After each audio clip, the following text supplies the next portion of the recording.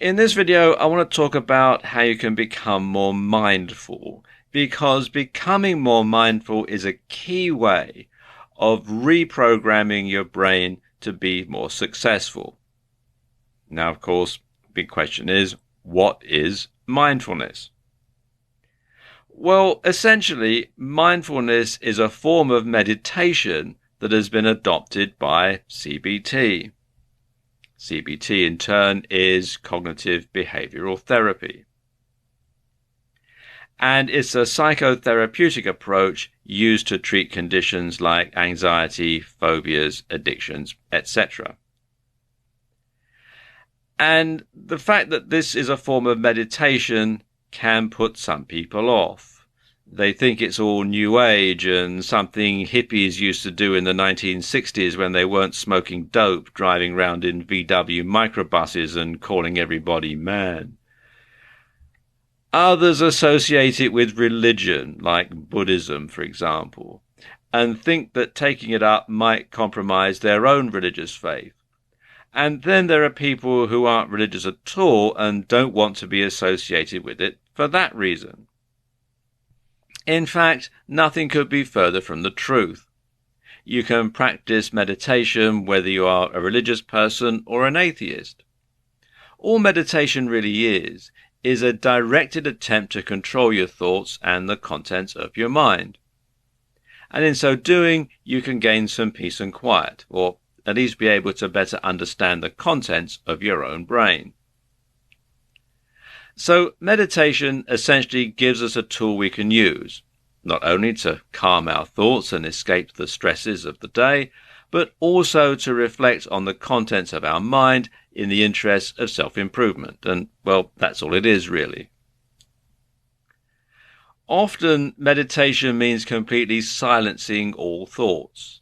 And many types of meditation, such as transcendental meditation, instruct you to think of absolutely nothing. Often, this is achieved by focusing on your breathing, or a mantra, or a physical object like a candle flame. And this can be difficult for beginners, though, as they constantly find their mind wandering. Well, the idea behind mindfulness meditation is not to try and empty your thoughts, but instead to simply step back from them and observe them like a detached third party. And this way you aren't letting your thoughts affect you and make you stressed out, but you also aren't going to struggle with not being allowed to think of anything. And using this technique will also allow you to become more aware of your own thoughts, and in so doing, you'll be able to edit any thoughts that are leading you into trouble. Now, this may be the long-term aim of mindfulness when used in CBT. In the short term, however, we're simply going to use it to remove ourselves from our thoughts and emotions and get some calm and recover, ready to tackle the day ahead. So let's look at some of the practical ways that you can use mindfulness in your daily life. In this case, mindfulness simply means being mindful of what you're focusing on and what you're thinking about at any given point. And this is useful because very often you'll find that your mind isn't perhaps where it should be. For example, if you're walking through beautiful countryside but you're thinking about your work, then as far as your body is concerned, you may as well be at work. In this case, mindfulness can be used simply to make yourself more aware of where you are and to focus on what's actually going on around you. This means feeling the breeze on your skin, looking at the beautiful flowers and smelling the fresh air. When you do all that, you'll benefit much more from the experience. You can then use mindfulness to direct your attention to all manner of other things. For example, your physical sensations. Quite often we aren't aware of just how we're sitting, how we're standing, or how we're feeling. So take a moment right now to reflect on this. How comfortable are you at the moment? Does any part of your body hurt? If you're sitting down, where's the most pressure on you? Can you feel your clothes against your body?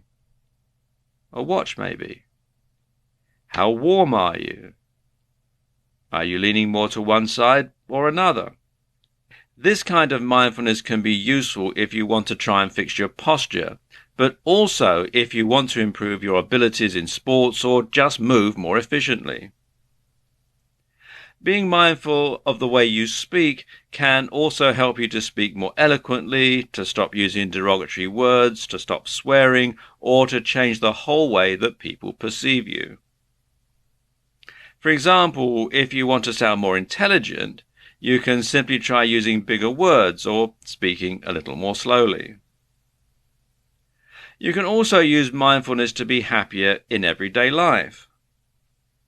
Simply try to stop letting negative emotions affect you by identifying them as temporary and destructive. You can simply notice that you're getting angry and acknowledge that your thoughts will be tainted by that. With practice, this can make you a much calmer, a much happier person. But what do you find when you try and do this? In all likelihood, you'll find that you forget. And this is just like the same way you forget to pick up a pint of milk when your spouse asks you to, and it's the same way you forget to take back a library book every once in a while. Most of the time we have no control over what we're focused on or paying attention to. We find ourselves forgetting things, getting into bad habits, or stressing when we should be enjoying ourselves. Practicing mindfulness, both as a form of meditation and during the day, can help to improve your ability to control your thoughts and decide how you want to improve yourself and what you want to focus on.